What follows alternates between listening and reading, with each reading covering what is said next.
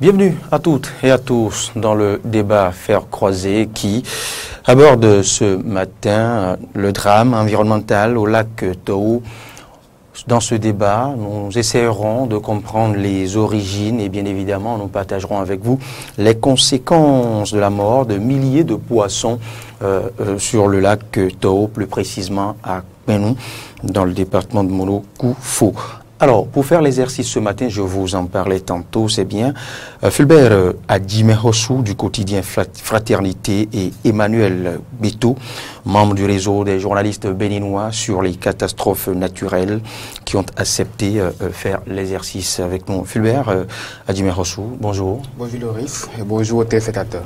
Merci d'avoir fait le déplacement, merci pour la disponibilité. En face de vous, Emmanuel Beto, vous êtes membre du réseau des journalistes sur les catastrophes naturelles. Bonjour. Bonjour Loris, bonjour chers téléspectateurs.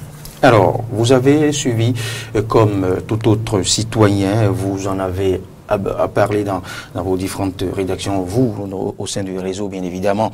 Alors, l'actualité avec la descente du ministre de l'Agriculture, de l'Élevage et de la Pêche sur le lieu, à Kpenou, je dirais, pour constater l'ampleur des dégâts, pour constater la mort de milliers de poissons, lesquels poissons seraient élevés par, je dirais, un compatriote dans sa pisciculture, qui a constaté, je crois, dans la nuit de dimanche au lundi. En tout cas, c'est le lundi que le ministre est allé faire le constat sur place à Kpenou. Alors, comment expliquez-vous ce phénomène? Je démarre par vous, monsieur Fulbert Adjimehossou, de Fraternité. Oui, merci Loris. Il faut dire que c'est avec désolation que nous avons appris ce drame halieutique, qui n'est pas seulement halieutique, mais qui est également un drame environnemental. Parce que c'est et même économique. Même économique, parce que déjà, il y a les distributeurs de produits frais qui s'en plaignent déjà à Cotonou et environ. Le problème qui s'est posé est qu'il y a eu contamination du plan d'eau. Mais la source de contamination reste jusqu'à présent inconnue. Est-ce que c'est une contamination par pesticides? Est-ce que c'est une contamination directement dans les temps? Sûrement les résultats des prélèvements du laboratoire central qui certainement seront connus d'ici quelques jours. Mais ce qui est constant, c'est qu'il y a une contamination par substance toxique. Quelle que soit la substance, c'est qu'elle est d'abord toxique. Et si elle est toxique, elle a causé la mort de milliers de poissons. Ce qui veut dire qu'au-delà même du lac Tahoe, il y a d'autres écosystèmes qui sont certainement touchés. Et si rien n'est fait, on risque d'assister à beaucoup d'autres conséquences dans les jours à venir. Au cas où on n'arriverait pas à circonscrire voilà, tout à fait. Le phénomène. Le phénomène automatiquement au niveau du lac, sur le périmètre du lac, pour que les jours à venir, on n'en parle pas encore au niveau du fleuve Mono ou les autres complexes qui tournent autour du lac. Voilà. Alors, au niveau du réseau des journalistes sur les catastrophes naturelles, nous ne vous avons pas constaté, nous n'avons pas constaté votre descente sur place, mais il y a sûrement des actions au sein de ce réseau. Emmanuel Beto. Oui, merci beaucoup, Loris. Je dirais que le réseau n'a pas manqué d'opiner sur la situation. Le réseau a retenu que c'est une catastrophe naturelle dangereuse. Le réseau a retenu que le lac a été empoisonné, volontairement ou involontairement, du moment où... Les responsabilités ne sont pas encore situées. Pas nécessairement ça, du moment où il y a eu un constat de pellicule rougeâtre qui doit nécessairement être lié à l'usage de pesticides ou d'autres moyens toxiques. Donc je crois que c'est sur ces bases-là que le réseau a pris appui pour prendre position, et selon que il y a catastrophe naturelle et c'est dangereux pour le commun des mortels que nous sommes. Mais quelles peuvent être les origines de cette pellicule rouge constatée sur place, enfin à la surface du lac Tahoe à Kpenou? Non, c'est ça que je disais. C'est soit lié à l'usage de pesticides, soit c'est usage indirect comme direct, parce qu'un vilain individu peut se lever à aller créer ce phénomène-là, comme l'usage de pesticides dans un autre environnement peut conduire à ce phénomène-là. Dans un champ. Si mes souvenirs sont bons, et dans les années 70, il y a eu ce phénomène-là dans le nord Bénin, où un champ de coton pour lequel on utilisait des pesticides a conduit les populations du nord dans une telle catastrophe naturelle. Vous voyez, donc c'est surtout l'usage des pesticides qui cause ce genre de problème. En attendant que les techniciens de la chose nous donnent les vraies raisons liées à cette situation que nous traversons actuellement. Philbert Adjimé-Rossou, avez-vous mené des investigations déjà dans ce cadre? Comment peut-on en arriver là? Oui, nous on a cherché. Il y a eu des sources, des rumeurs de sabotage, mais à votre niveau, au niveau du quotidien, de la rédaction du quotidien Fraternité. Oui, tout à fait. Depuis le lundi, nous avons cherché à aller au-delà des faits relatés sur les réseaux sociaux, au-delà des commentaires faits par les uns et les autres, de ce qui est rapporté par le ministère de l'Agriculture, de l'Élevage et de la Pêche. Mais il faut dire qu'à l'état actuel, on ne peut pas définir exactement la source de contamination du lac. Mais ce qui est certain, c'est que des hypothèses émises, on comprend aisément que ça peut être dû à un sabotage, comme ce qui a été dit, ça peut être dû aux activités agricoles utilisant donc des pesticides, parce que nous sommes en saison pluvieuse. C'est possible qu'un producteur puisse utiliser des pesticides et avec la pluie, le lessivage peut conduire donc à la contamination donc du lac. C'est possible également que ça, beaucoup n'en parlent pas, mais c'est possible également qu'un pêcheur puisse utiliser également le pesticide pour tuer du poisson et le capturer.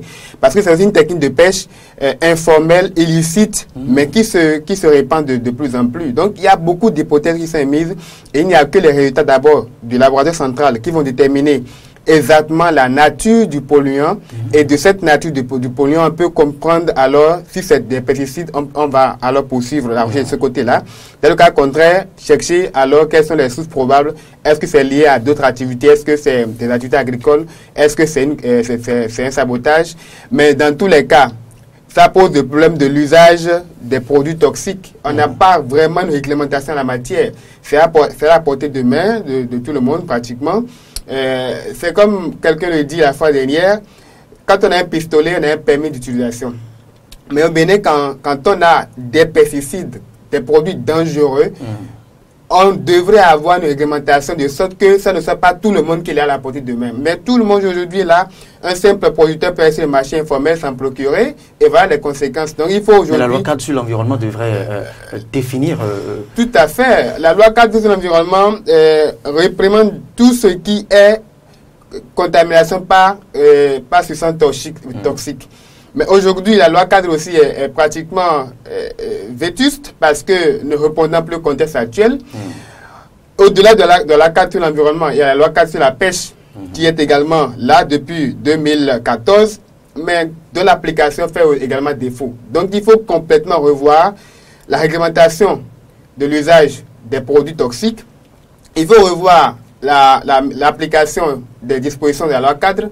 Également les dispositions contenues dans la loi cadre sur la pêche. Donc il y a essentiellement les tests qui ne sont pas respectés. Sinon, l'installation même qu'on appelle des producteurs de poissons, la pisciculture, ça devait être sous autorisation de la direction de la production halieutique. Est-ce que le promoteur a d'abord une autorisation? Il faut d'abord commencer par là. Si le promoteur a une autorisation, c'est sûr qu'on aurait d'abord fait des études d'impact environnemental pour savoir que s'il y a telle chose, il ne faut pas, en versant de l'eau dans le lac, certainement, en rejetant l'eau dans le lac, ça peut causer tel dommage écologique. Donc, il y a toutes ces dispositions-là qu'il faut revoir et chercher à voir les failles du système pour que les mois et les années à venir, on n'en revienne pas encore pour faire le même débat. Alors, avant d'aborder les conséquences, Emmanuel Beto, à en croire les sources, les explications même du promoteur de la pisciculture, ce n'est pas au départ le lac Tahoe qui aurait été, je dirais, pollué ou qui aurait été couvert de go par cette pellicule rouge. Non, c'est plutôt le promoteur de cette pisciculture qui, voulant, je dirais, se libérer de cette tonne, de ces plusieurs tonnes de poissons morts, a vidé sa pisciculture dans le lac Toro. Je ne sais pas si vous avez eu cette info, je ne sais pas si vous la partagez ou vous avez autre source, autre précision à nous apporter. Je crois que nous ne sommes pas allés, n'avons pas rencontré le promoteur, mais toujours est-il que d'une manière ou d'une autre... Il était sur place lors de la visite du ministre de l'Agriculture. Toujours est-il que le problème qui s'est posé est un problème déplorable, et quelles que soient les origines et les origines du drame, nous devons pouvoir savoir raison garder et attendre que les techniciens nous situent sur, puisque le promoteur peut donner une version et les techniciens peuvent venir contredire cette version-là. Vous voyez. Donc, on doit se tenir droit dans les bottes et attendre la version des techniciens de laboratoire pour que une lumière soit faite sur la situation. Il ne s'agit pas de se prononcer sur je dirais, la provenance ou la toxicité de la pellicule retrouvée à la surface du lac Toro. Non, je dis, j'explique au fait le processus qui a conduit à la pollution du lac Toro. C'est parti d'abord de la pisciculture. La pisciculture qui a été sabotée. Et il revient maintenant au promoteur de vider, vider le contenu, je dirais, de sa ferme. Et ne sachant quoi faire, ou n'ayant peut-être pas la bonne information, il a vidé dans le lac Toro. Cela pose un problème de conservation des cours d'eau. De conservation des cours d'eau. Et tout à l'heure, le confrère a cité la loi cadre. Et cette loi 4 qui est fétiche, qui n'est pas mise en application. Je crois que si cette loi-là était mise en application, aujourd'hui, je me demande même si les décrets d'application existent pour la mise en application de cette loi. Non, ça n'existe pas. Il faut que ces décrets d'application existent pour que les promoteurs de cours d'eau, de lacs et de la pisciculture soient mieux maîtrisés par l'État. Parce que c'est l'État d'abord le premier responsable, le premier garant de la gestion des cours d'eau dans tout pays. Vous voyez? Donc, c'est le problème de conservation des cours d'eau qui se pose actuellement. Aujourd'hui, qu'est-ce que la police fluviale, est-ce que nous en avons dans cette zone-là? Non, je ne pense pas. Même à Cotonou, c'est difficilement qu'on les voit intervenir. Donc, c'est le problème-là qui se pose. Si on avait la police fluviale, par exemple, qui circulait de temps en temps dans ces environnements-là, s'il y avait des sensibilisations qui se faisaient, à l'endroit de ces promoteurs-là, je crois que le problème n'allait pas se poser jusqu'au point où ce promoteur-là ait cherché à aller chercher cette solution-là. Ouais, donc c'est notre position par rapport à cette question que... Fulbert Adjimé-Rosou, vous avez suivi ma préoccupation. Tout à fait. Je comprends votre préoccupation. Mais nous, on n'est pas en mesure aujourd'hui de dire exactement ce qui s'est passé. Le promoteur a dit sa version des faits. Les populations ont leur idée de ce qui s'est passé. Donc, il revient de faire le lien entre les explications fournies par les uns les autres avec les résultats des études de commandées pour voir finalement ce qui est probable comme cause.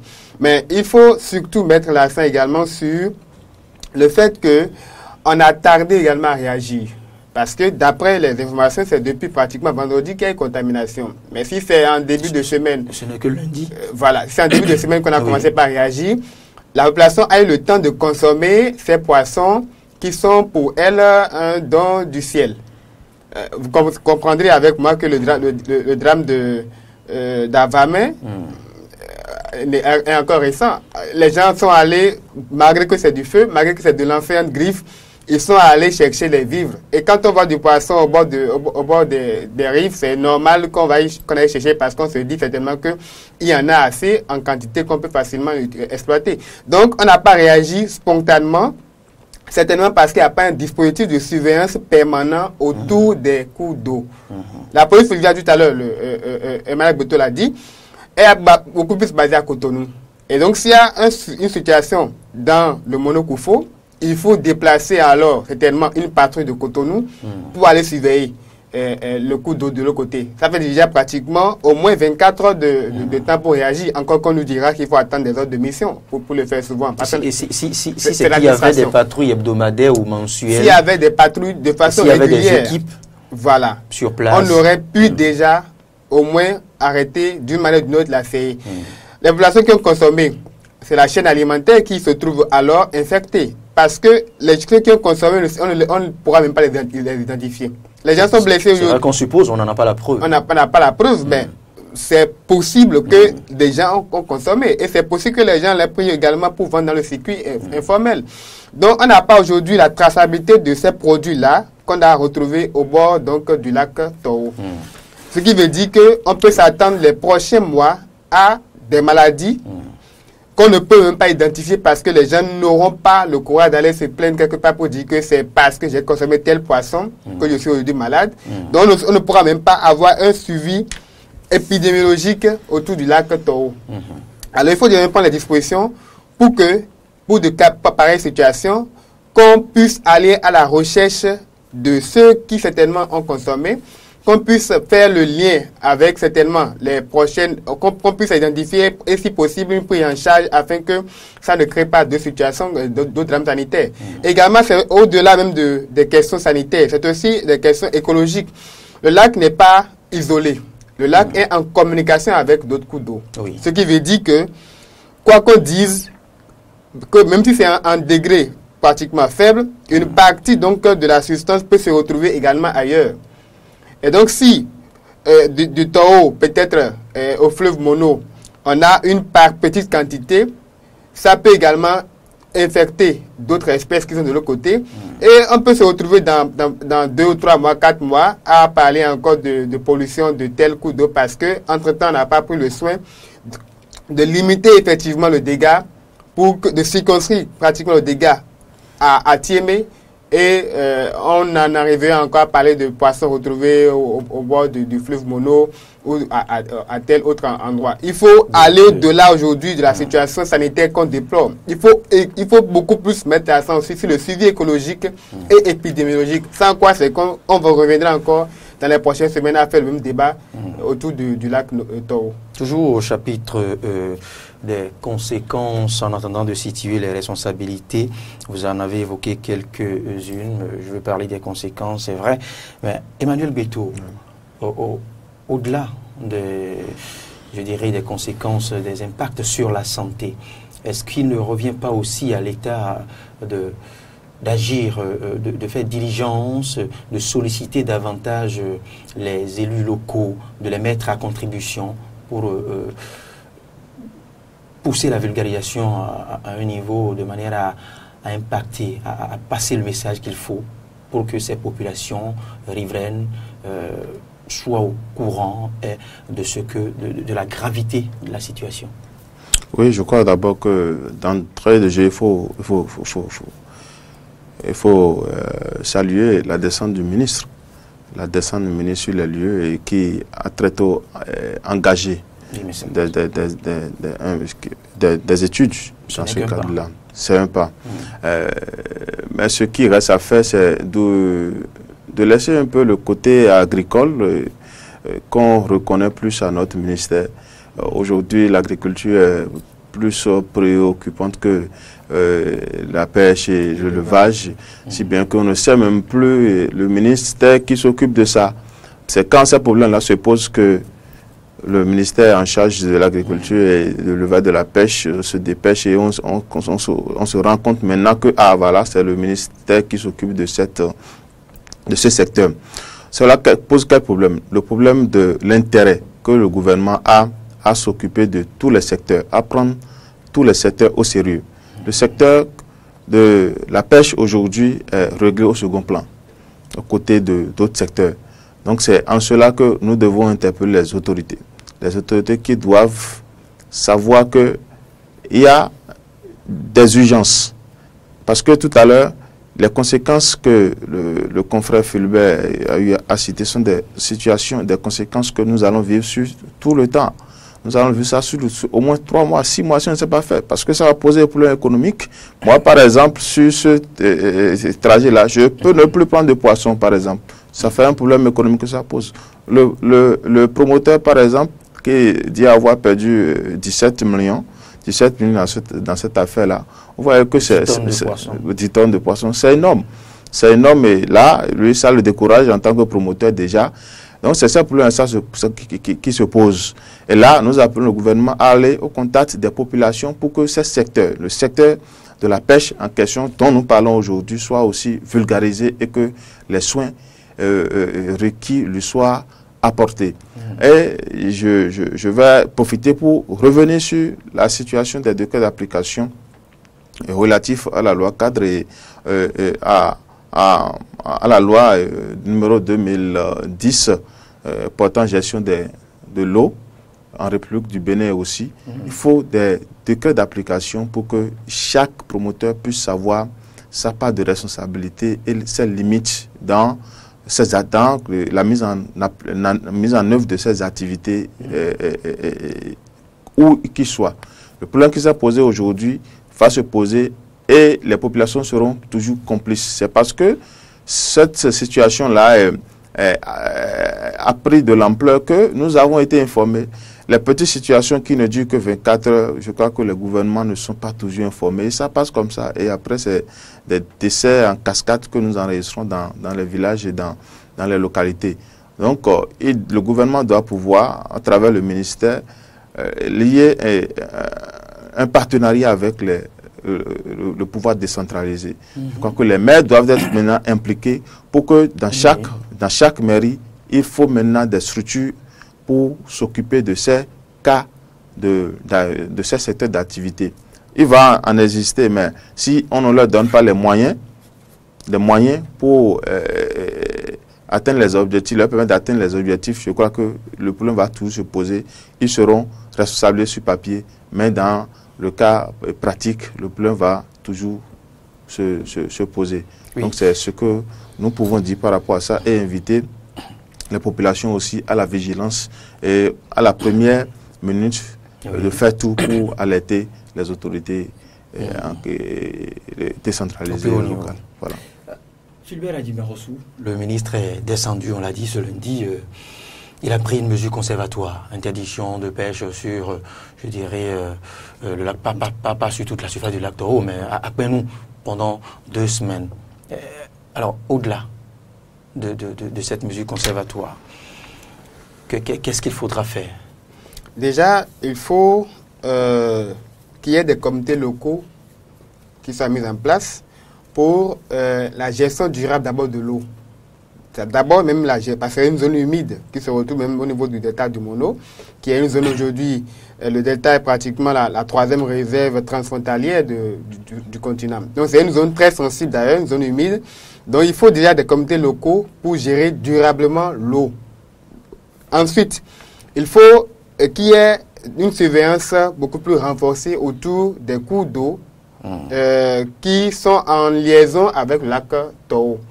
Pour voir, il faut qu'il y ait un suivi biologique pour peut-être des prélèvements en permanence, peut-être de façon mensuelle, pour voir un peu le contenu, s'il n'y a pas de pollution, si ça n'a pas un lien avec ce qui s'est passé il y a 3 jours. Mais au-delà de ce qui est donc immédiat, il faut aussi que l'État puisse revoir autrement le secteur de la pêche. C'est un secteur qui contribue peu aujourd'hui à l'économie nationale parce qu'on n'a pas su mettre en valeur les potentialités. Les gens ont complètement détruit les cours d'eau avec des installations, des engins prohibés, comme la pêche, tout ça, comme les acadias. Mais au-delà des acadias, les métaux lourds, nous en consommons presque tous les jours. C'est aujourd'hui parce qu'il y a le drame de Toro qu'on en parle. Sinon, l'hydrocarbure, le commerce de l'essence frelatée, ce n'est pas les cours d'eau que les gens ramènent l'essence frelatée à Cotonou. Donc, si l'essence frelatée se déverse à un moment donné dans l'eau, c'est du métaux lourd que nous consommons. Si les gens s'installent anarchiquement au bord des cours d'eau et déverse des déchets à n'importe quel moment. C'est des métaux lourds que nous consommons. Donc, dans tous les cas, au-delà même du fait qu'on nous révèle aujourd'hui qu'il y a un drame à Toro, nous connaissons déjà que nous consommons tout le temps dans le plat ces polluants. Donc, il faut qu'on assainisse finalement les cours d'eau. Il faut qu'on réglemente l'installation au niveau des rives des cours d'eau. Il faut que l'on mette des dispositions pour surveiller tout ce qui se fait comme activité de pêche, activité agricole et même activité économique. Parce que quand vous prenez par exemple le cas de Cotonou, il y a des femmes teinturiers qui sont installées au niveau des rives à Cotonou. On sait que la teinture est très polluante, mais ces eaux polluées-là sont déversées également dans le lac Nokoué. Donc il n'y a pas que la pêche, il n'y a pas que le lac Nokoué qui est en contact aussi avec le lac Toro. Tout à fait, il n'y a pas que la pêche, il n'y a pas que l'agriculture. Il n'y a pas donc que les déchets. Il y a aussi d'autres activités que nous menons, dont j'ai parlé tout à l'heure, dont les centres de contrebande, dont les femmes que mènent les femmes teinturiers. Ce sont entre autres des risques. Qui sont entre autres des risques. Donc il faut aller aujourd'hui à un niveau plus accéléré de surveillance de tout ce qui se fait au niveau des zones humides, pour que on puisse réduire au moins la toxicité de nos plans d'eau d'ici les prochaines années. Parce qu'aujourd'hui, nous sommes à un niveau un peu inquiétant. Quand vous prenez les études réalisées par les laboratoires d'hydrologie appliquée de l'UAC, vous serez inquiet. Parce qu'on révèle aujourd'hui un taux important de métaux lourds dans le lac Nokoué, comme dans les autres lacs également. Quand vous prenez les études réalisées par le laboratoire de chimie de l'école polytechnique d'Amérique de l'EPAC, vous comprendrez qu'il y a un danger pour lequel il faut agir le plus tôt.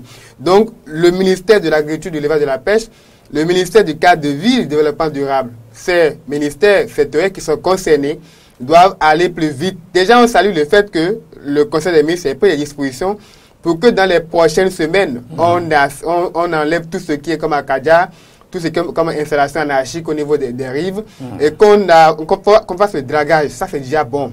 Mais quand on finira de faire tout ça, il faut qu'on mette les garde-fous pour que n'importe qui n'ait pu s'installer au niveau des cours d'eau. Pour mener une activité de pisciculture, qu'on ait une autorisation d'abord. Pour installer une unité de production de poissons peut-être, qu'on ait fait une étude d'impact environnemental et que l'usage surtout des pesticides soit plus sécurisé.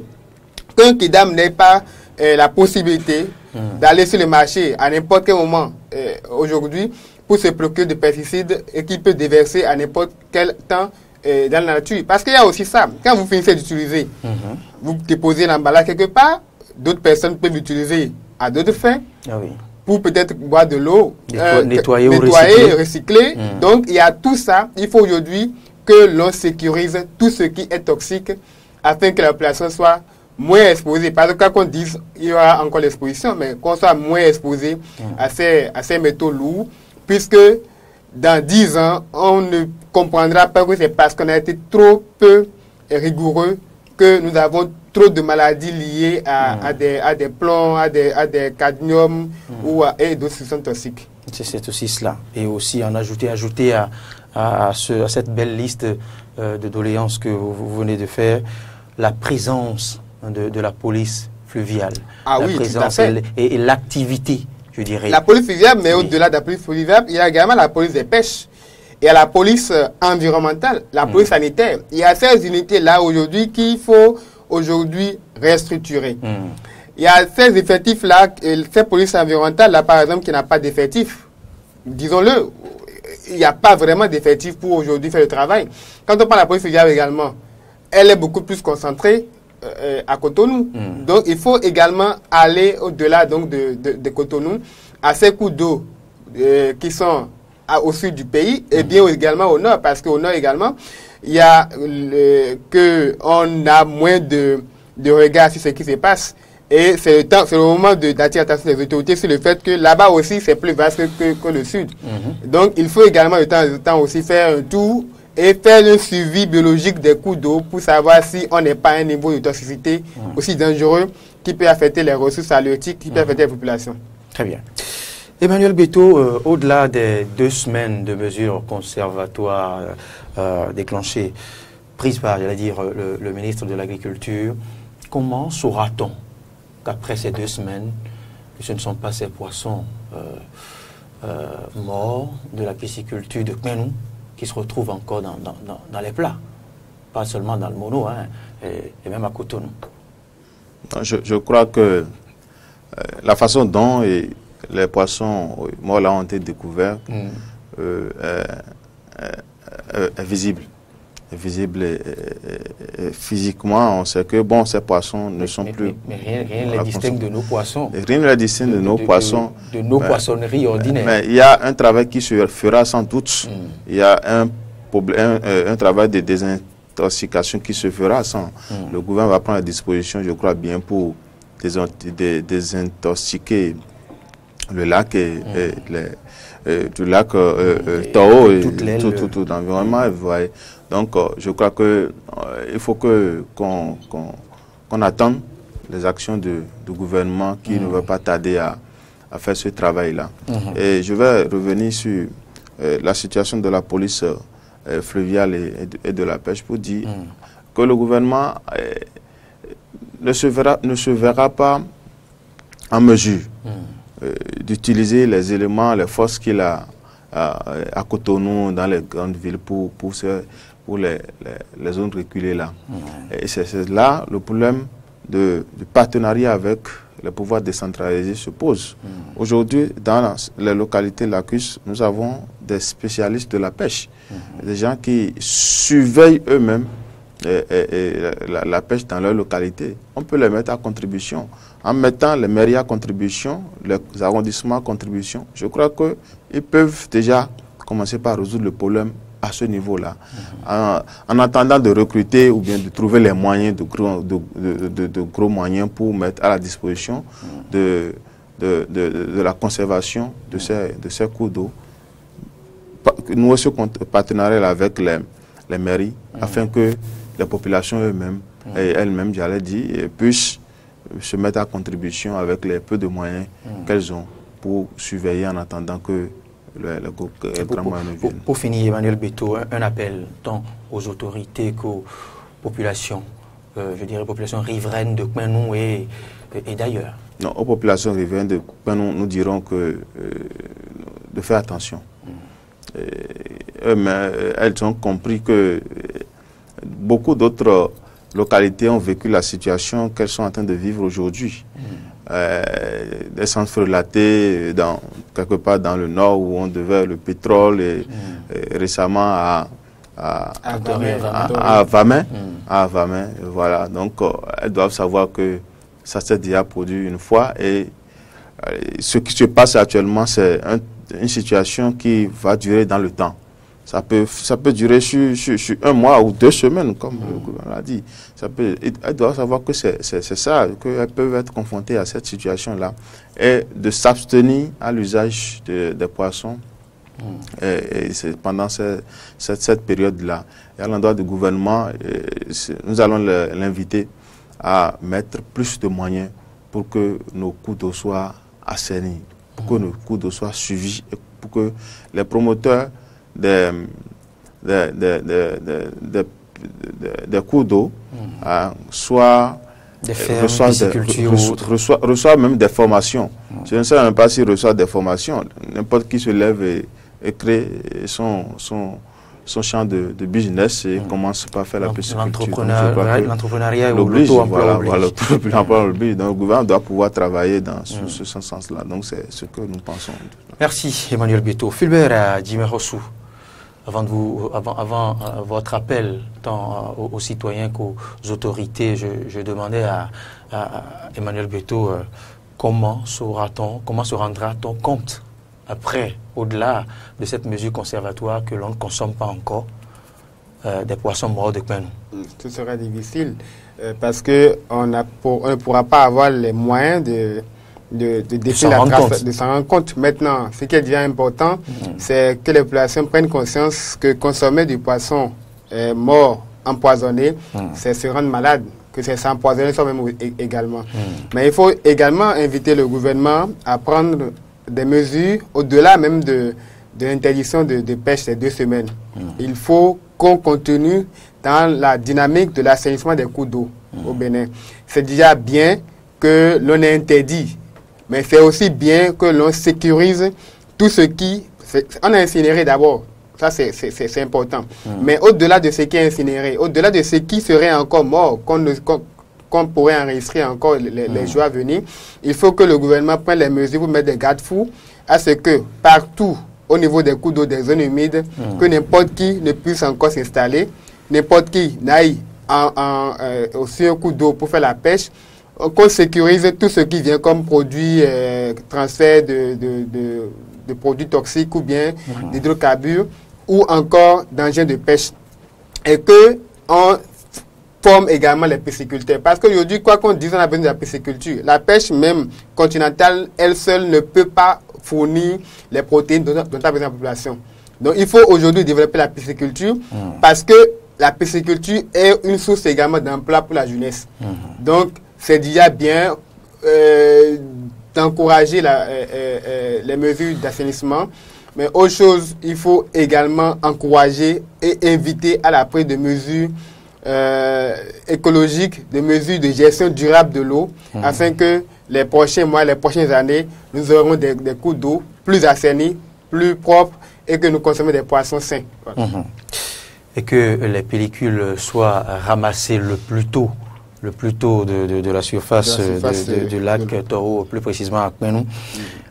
L'autre conséquence qu'on n'a pas évoquée, c'est que les poissonneries risquent de connaître des méventes de ce type de poissons. Bien que les poissons, de ce côté-là, personne ne voudra consommer ce type de poisson. En tout cas, pas ces temps-ci. Bien sûr. Ça part également de mécanismes d'information. Voilà. Et que la population respecte strictement les instructions tant du gouvernement que des élus locaux pour éviter qu'on évite un peu cette propension au gratuit, à la facilité. C'est ce qui nous a conduit au drame d'Avamey et autres drames. Merci à Fulbert Adjimehossou. Vous êtes journaliste au sein de la rédaction de la Fraternité. Merci pour la disponibilité. Nous vous solliciterons de temps à autre. Emmanuel Beto, vous êtes membre du réseau des journalistes béninois sur les catastrophes naturelles. C'était le débat à faire croiser.